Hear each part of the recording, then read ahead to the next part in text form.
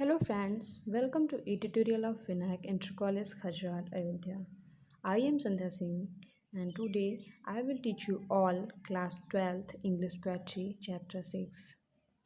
Chapter 6 La Belle Dame Sans Mercy, written by John Keats. The title means The Beautiful Lady Without Mercy. I will continue on the fourth stanza of the La Belle Dame Sans Mercy. I met a lady in the meads. I met मैं मिला a lady एक औरत से in the meads means चारागाह में. मैं चारागाह में मैदानों में एक औरत से मिला. फुल ब्यूटीफुल सुंदरता से भरी हुई थी. अ फेरी चाइल्ड एक परी की बच्ची सी प्रतीत हो रही थी. वो परी की बच्ची थी. हर हेयर वॉज लॉन्ग उसके बाल लंबे थे.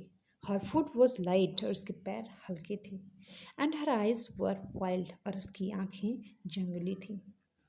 मैं मैदान में चारागाह में एक औरत से मिला जो बहुत ही अधिक सुंदर थी और परी के बच्चे के समान प्रतीत हो रही थी. उसके बाल लंबे थे और उसके पैर बहुत ही हल्के थे और उसकी आंखें जंगली थी. Fifth stanza. I made a garland for her head. I made मैंने बनाया. क्या बनाया? एक गार्लैंड एक फूलों का हार बनाया. फॉर हर हेड उसके गले के लिए उसके सिर के लिए. मैंने उसके सिर के लिए गले के लिए एक फूलों का हार उसके लिए बनाया. एंड ब्रेसलेट्स टू और मैंने उसके लिए ब्रेसलेट भी बनाया. एंड फ्रैग्रेंट जोन और फ्रैग्रेंट सुगंधित जोन मिस करदनी भी बनाया. मैंने उसके लिए हाथों के लिए कंगन और कमर के लिए सुगंधित करदनी भी फूलों से बनाया.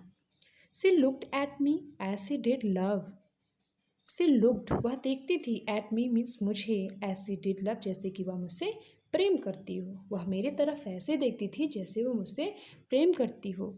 एंड मेड स्वीट मोन और मीठी मीठी आहें भरती थी.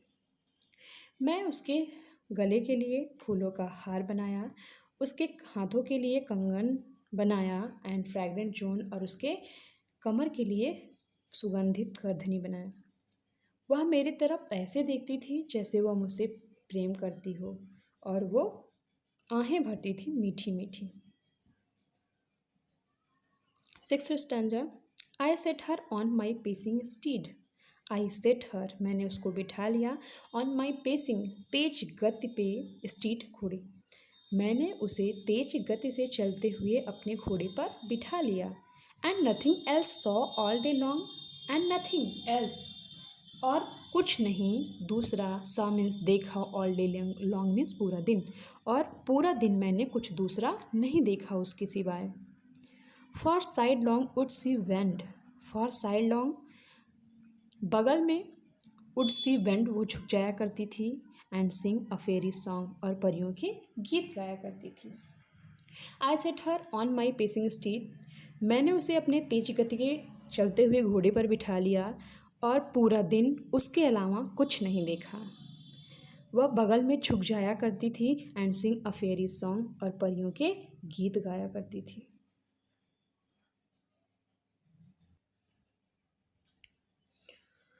For side long would see bend and sing a faery song.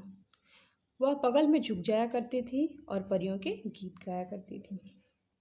Next stanza.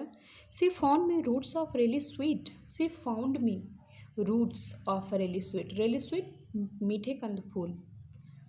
वह मेरे लिए मीठे कंद फूल लाती थी.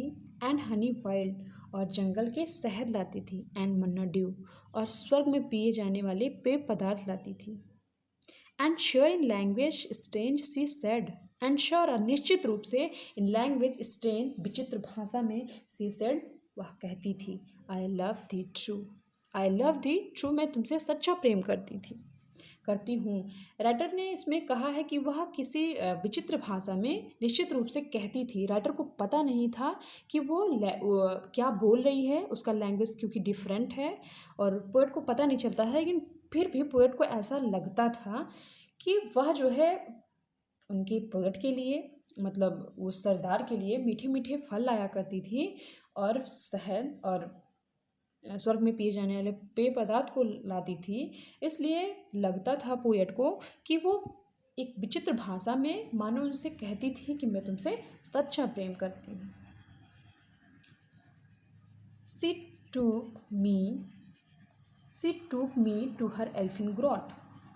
शी टूक मी, वह ले गई, वह जो लेडी थी सुंदर औरत, वह मुझे ले गई हर एल्फिन ग्रॉट, अपने रहस्यमय गुफा में।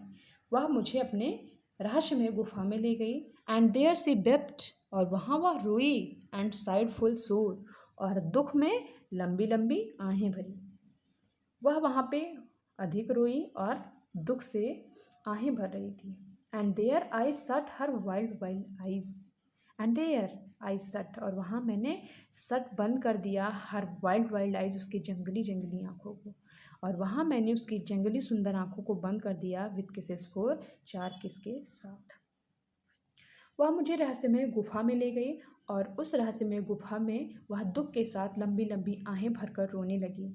और वहाँ मैंने 4 किस के साथ उसके जंगली सुंदर आँखों को बंद कर दिया।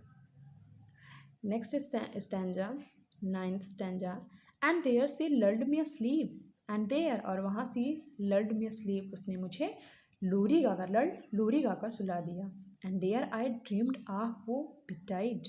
एंड देयर, और वहाँ आई ड्रीम्ड, मैंने स्वप्न देखा, आह अरे वो बिटाइड, सर्वनाश हो गया, मैं बर्बाद हो गया। The latest dream I ever dream, जो मैंने ताज़ा स्वप्न देखा on the cold hill side, कि मैं ठंडी ठंडी पहाड़ियों पर था। Stanza 10th। I saw pale kings and princes to.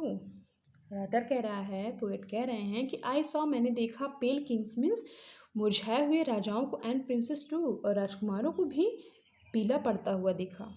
Pail warriors, और मुरझाए हुए योद्धाओं को भी देखा।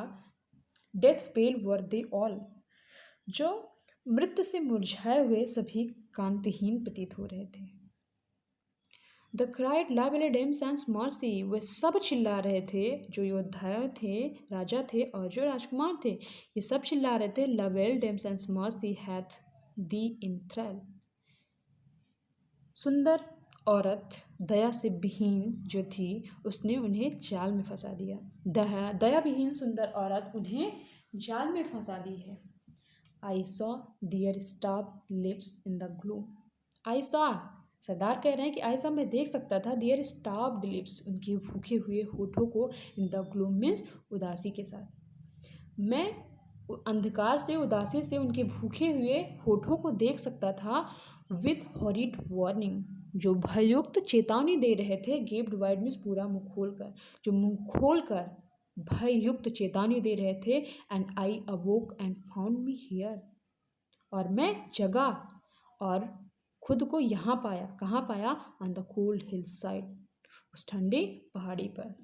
राइटर कह रहे हैं कि मैंने उन सभी प्रिंसों को, सभी राजकुमारों को, योद्धाओं को और राजाओं को मृत्यु के समान कांतिहीन होता हुआ देखा, जो सब लोग त्राहिमाम कर रहे थे, चिल्ला रहे थे कि वो दया विहीन सुंदर औरत उन्हें जाल में फंसा कर चली गई है। और मैं उनके अंधकार से लिप्त भूखे होठों को भी देख सकता था, जो भययुक्त मुंह खोल कर कह रहे थे, चेतावनी दे रहे थे। मेरी आँख खुली, मैं जगा और मैंने खुद को उस ठंडी पहाड़ी पर पाया।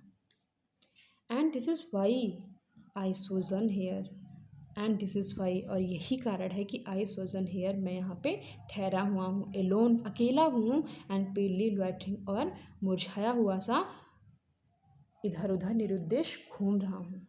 दो the sage has withered from the lake, और इसीलिए जो झील है उसकी घास सूख गई है। एंड नो बर्ड सिंग, और यही कारण है कि यहाँ पे कोई चिड़िया गीत नहीं गा रही है, क्योंकि इन सभी राजाओं का, राजकुमारों का और योद्धाओं का उस लेडी से, उस औरत के ऊपर से जो सुंदर थी और जो मीठी मीठी बातें करती थी, उससे विश्वास उठ गया है। इसीलिए इस झील में कोई भी घास हरी नहीं है, सारी घास सूख गई है, और कोई भी चिड़िया इस दुख के साथ गीत नहीं गा रही है। Thank you. If you like this video, please like, share and subscribe. Thank you.